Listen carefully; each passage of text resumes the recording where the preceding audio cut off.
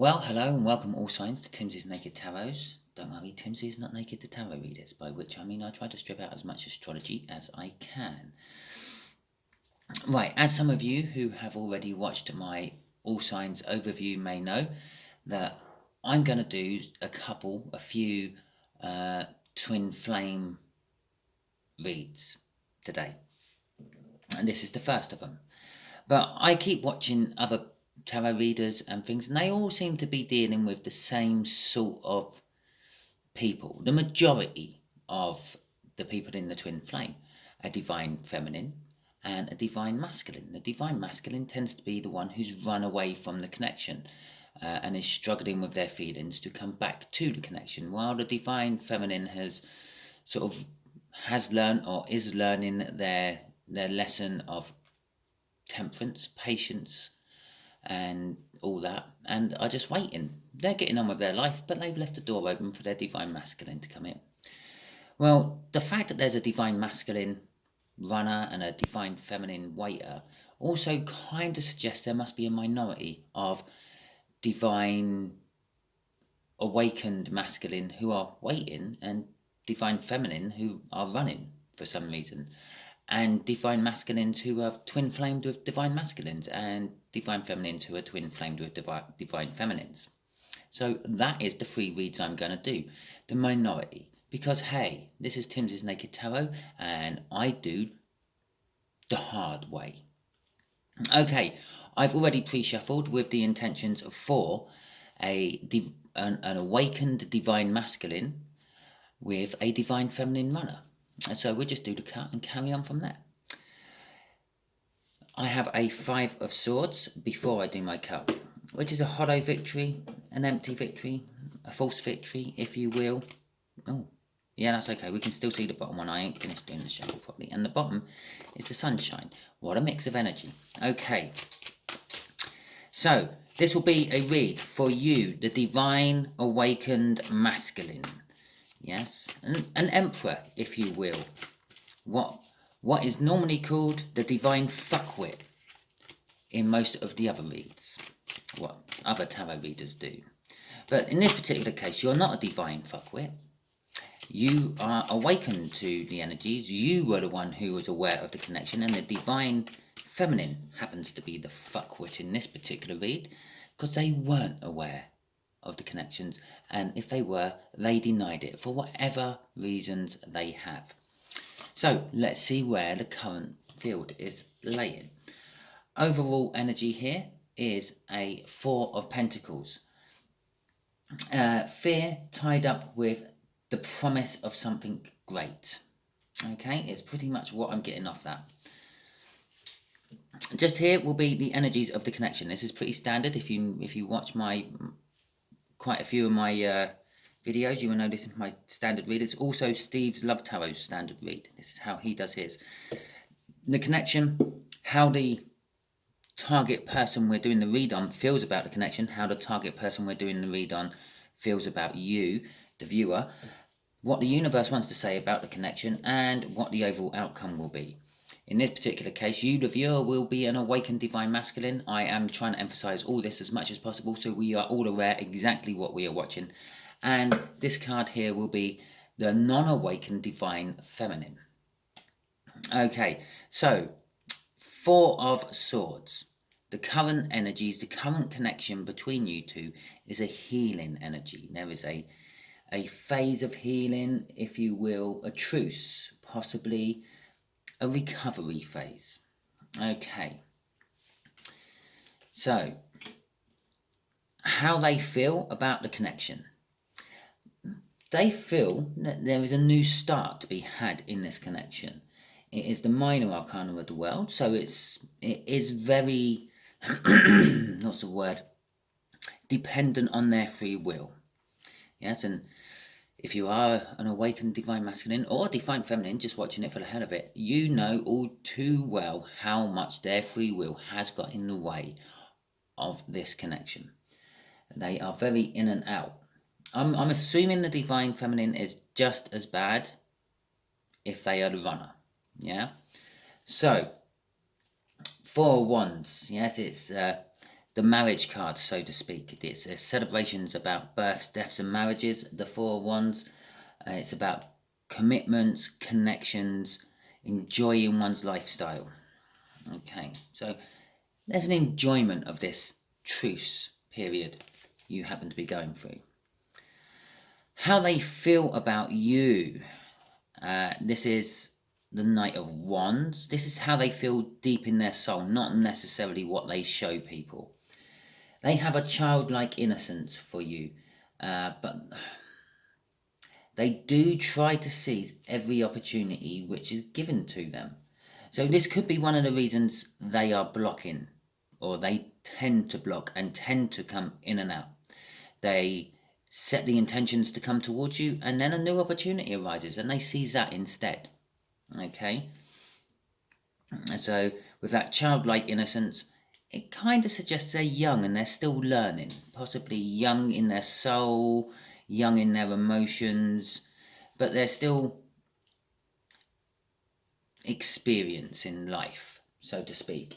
And this is why they keep flitting in and out of the coming towards you energy. Each time they go back into it, they pick it up from where they left it off. It's a bit like, I know this sounds horrible for you, my enlightened divine masculines. Your project, they keep picking up. You're the I don't know, some companies call it like a nurse job. The job what has no particular deadline to get it finished, so you just drop it and take on the more important one, and when that one's finished you go back to it. Okay, so that's the kind of energies I'm getting off that Knight of Wands. Okay, every time they do pick you up as a project and start working on you again, they do try to do it as fast and as quick as they can. I think they feel they want to see a completion to this project, but they're quite happy to drop it for a more important project, in their opinion. The Two of Wands is what the universe is saying. There is a choice to be made about this connection. I'm assuming this is the choice of the asleep. Should we call it asleep divine feminine? Yes. Okay. The runner. Let's just call it the runner.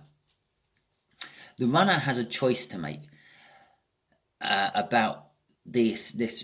You see, I don't feel it's healing. I feel it's more of a truce. They see it's some form of separation, what has been instigated by one or the other. It's been instigated by them in this particular case, because they have run from the whole connection in the first place.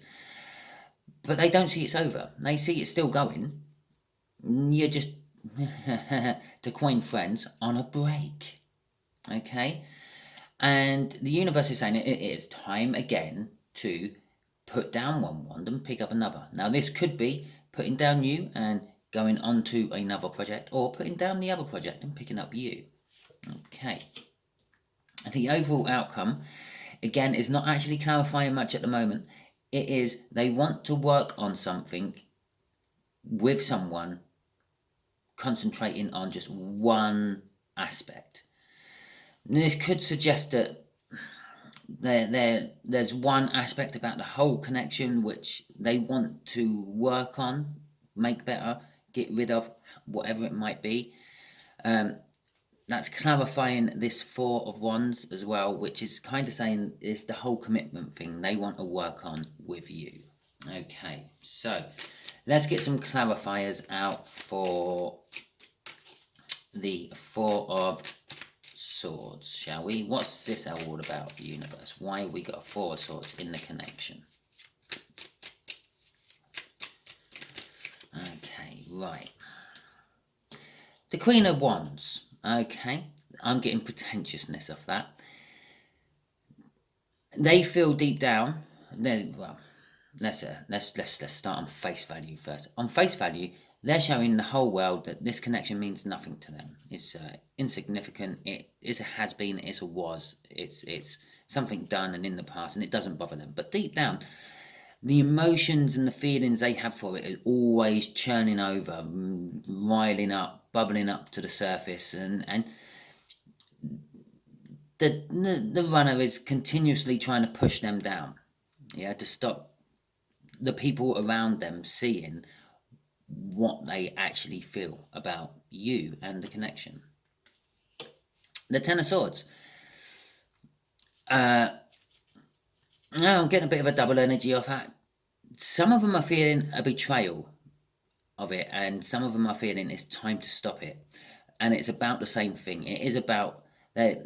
Some of them feel betrayed about this bubbling up of emotions. They feel betrayed by their own emotions, basically, and the others are feeling like they want to put a stop either to this whole connection or to the whole pretense. Okay. Crossing this is the Seven of Wands.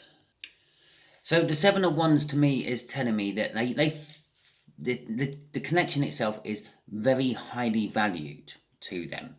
They will defend it against anyone else. So if you, as the divine masculine, the awakened divine masculine, decide that you start going out with someone else, you meet someone and you start dating and pursuing a romantic connection with them, they will know about it. They're watching you. They're keeping they're keeping tabs on you, and they will sooner or later find out. And as soon as they do, they will start actually defending this connection they have with you.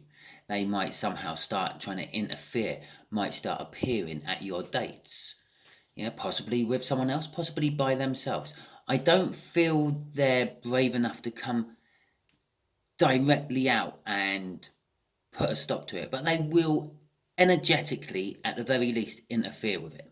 Okay, and this may possibly be if you've tried having relationships with other people in the past while you're waiting and it's not quite working. There's always like the other person is always like saying, there's just something not quite right about this. It's because they're picking up this energy. They're almost putting like a defensive energy around the whole connection, around you. Yeah, a little bit unfair. It stops you from getting on with your life while they're learning and experimenting in theirs. But at the end of the day, there is a whole fuckwit element to the runner. Okay, all because they're a divine feminine and they're running doesn't make them any less of a fuckwit. Right. Okay, let's see what the Four of Wands is about, how they feel about the connection, apart from the fact that they will defend it, and they will defend it against competition. Okay, the Six of Wands. Okay, they feel victorious about this whole connection, and the Four of Cups. Okay, so the Six of Wands, yeah, it is a victory. It's getting a hard-won victory. It's, what else? There's a little something of it.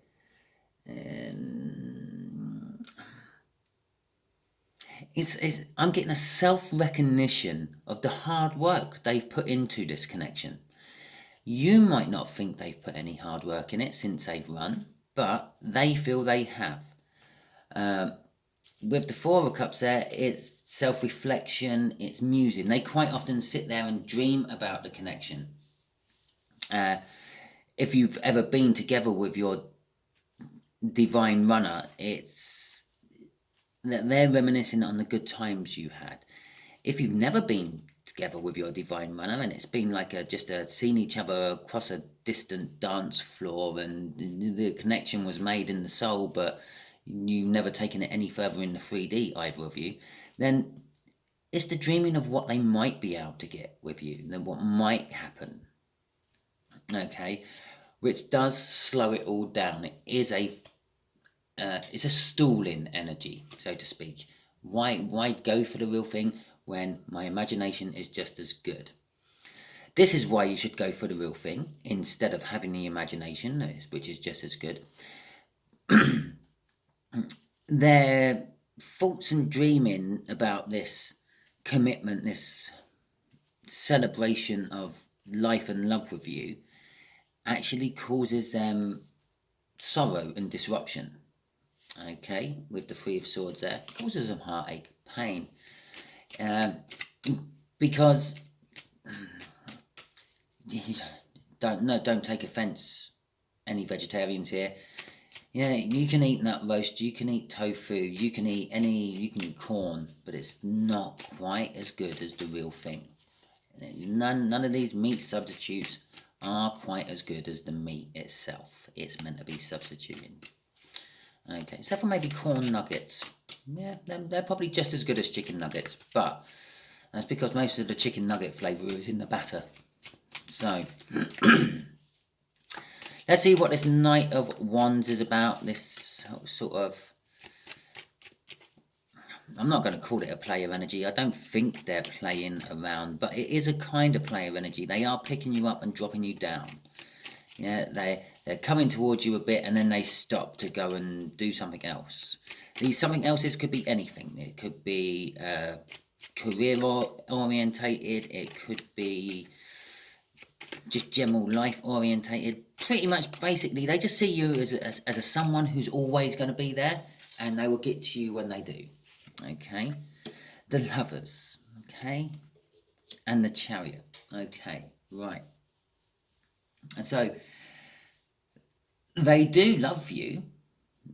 They feel the divine connection. They feel that tug in their soul, always drawing them towards you. This is why they keep picking you up and putting you down, picking you up and putting you down. Some of the times they put you down, some of the times they stop coming towards you, is because their mind doesn't want to. Their mind's sort of saying, "Oh, they're too young. They're too old.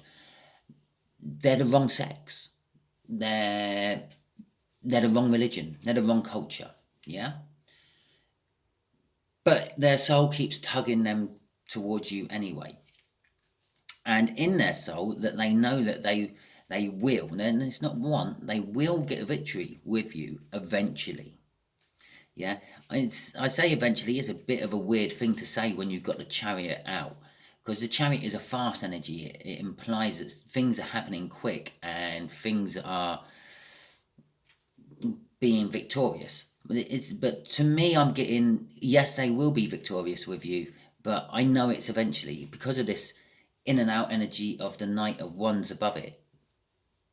Every time they're coming towards you, every time they give up and let the soul take over, they are charging towards you with every ounce of energy those horses can muster to pull that chariot. But as their mind kicks back in, and he throws an anchor out the back and slows him down. Okay? And so, crossing this is the King of Swords. It is all about truth. The King of Swords sees the truth, speaks the truth, eats the truth, smells the truth, says the truth, everything. It's all about truth. It's also a card of intimidation. You intimidate them. Yeah? There's a lot of in their energy as the divine feminine runner, the runner. Yeah? They're not good enough for you. You could do better than them. Okay?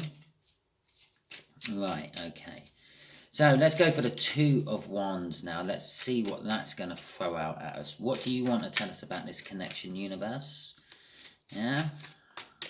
The choice time, I know that much. Okay. Okay. Well, the Hermit card is just literally, excuse me, backing up this Queen of Wands here. There is a lot of inward searching. The Hermit is all about looking inwards for answers, and it sort of suggests to me that the runner knows that bubbling of emotions and desires inside them is the way to go. It is the leading light. It is the guiding light that they are following. With the Justice card there backing up that Ten of Swords, that's kind of telling me that either way they go with that, they know it's going to bring justice. And that justice could come in many ways and shapes and forms. It can come in the form of giving you the final disclosure that you need, telling you that it's never going to work, can we just be friends, that sort of thing. or actually bringing you what you desire as well as what they desire. Yeah, there's a realization. Once they use those 10 swords to stop and stop the pretense, they're going to realize that their desire and their passion and their emotions, which have been bubbling up inside them all this time, is just as much as yours, maybe even a little greater. But whatever it is, it's going to balance the scales. It's going to bring justice to the whole connection. And just backing up the whole Seven of Swords, the Seven of Wands we had there, we've got the Five of Wands, which is all about conflict. They're conflicted about it all. There is something in their life which stops this divine runner from running towards you. As I said over here, it could be religious purposes, it could be social purposes, it could be age difference, it could be sex orientated. I don't mean gender orientated. It might be sex orientated. Who knows? Yeah, maybe they feel totally inexperienced along that front, and they think you're some sort of, like, I don't know, Kama Sutra guru, or vice versa. Maybe they feel that they're a Kama Sutra guru and you are this inexperienced novice.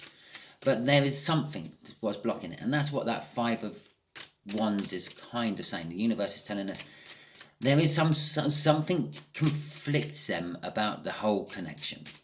Okay, about making the choice. Three of Pentacles. Okay, here we go. The Three of Pentacles is being clarified by the Six of Cups. The Six of Cups is, again, is the feel of the soul connection. It's the lovers there. They feel that tug. They feel being drawn towards you. When they're sitting there with nothing occupying their mind, they're thinking about you. They might not realize they're thinking about you, but eventually they do, and that will start this whole cycle off again. Okay, and the Seven of Swords is clarifying this Four of Cups up here. This dreaming, this musing energy, this dreaming of what it could all be like. And reminiscing on past times, which is also this cup. This card as well, reminiscing on past times. But they feel like they've lost it all. They feel that it's not as good as the real thing. They're daydreaming about it. They're fantasizing about it in some cases. Isn't as good as actually having it in the flesh. Okay? And it says, so this is one of the things, these are both things what drive them towards you, drive them to wanting this Three of Pentacles, working on something with you. But at the same time, it's the thing that stops them. They've never experienced these feelings before. They've never experienced, like, the intensity of their dreaming and the intensity of their fantasizing and the way that makes them feel when they're doing it. And then that's just the simulation.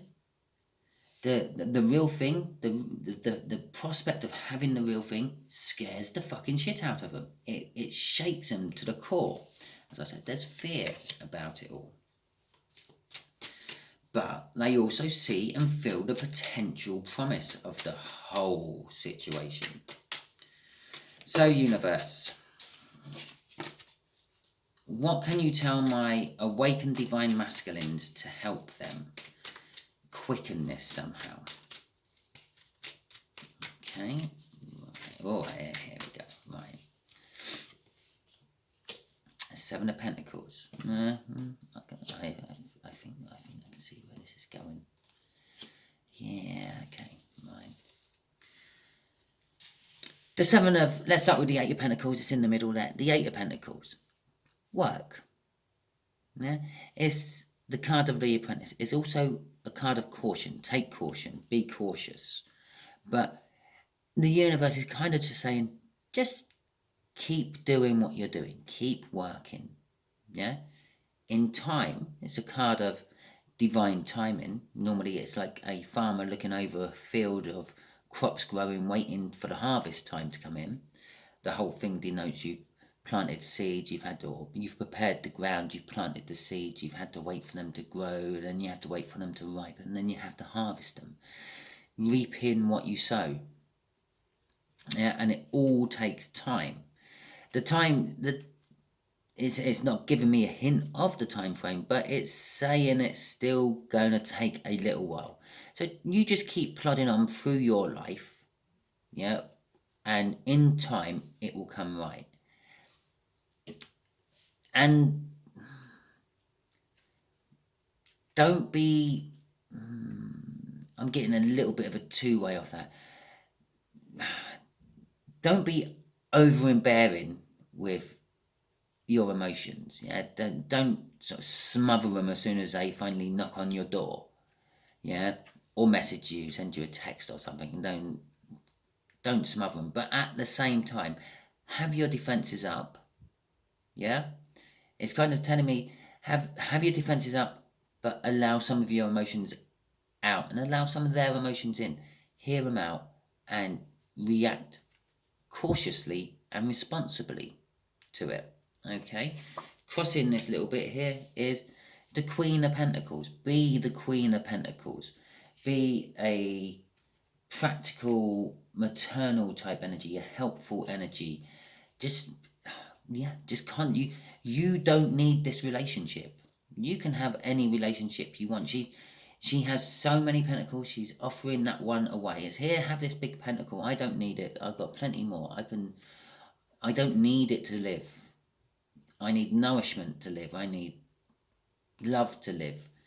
Yes, okay, pentacles allows me to get nourishment, but I'm sure I can get nourishment from elsewhere if I don't have the pentacles. I could exchange my work for food instead of money. Yeah. Now that's what it's kind of saying. It's like, be this person who doesn't actually need the connection. Put that out there in the energies. I don't need this connection to live. Yes, the connection is important to me, but it's not the be-all and end-all of my life. I will find another connection at some point. And you will. If this doesn't pan out, you will. The universe will give you...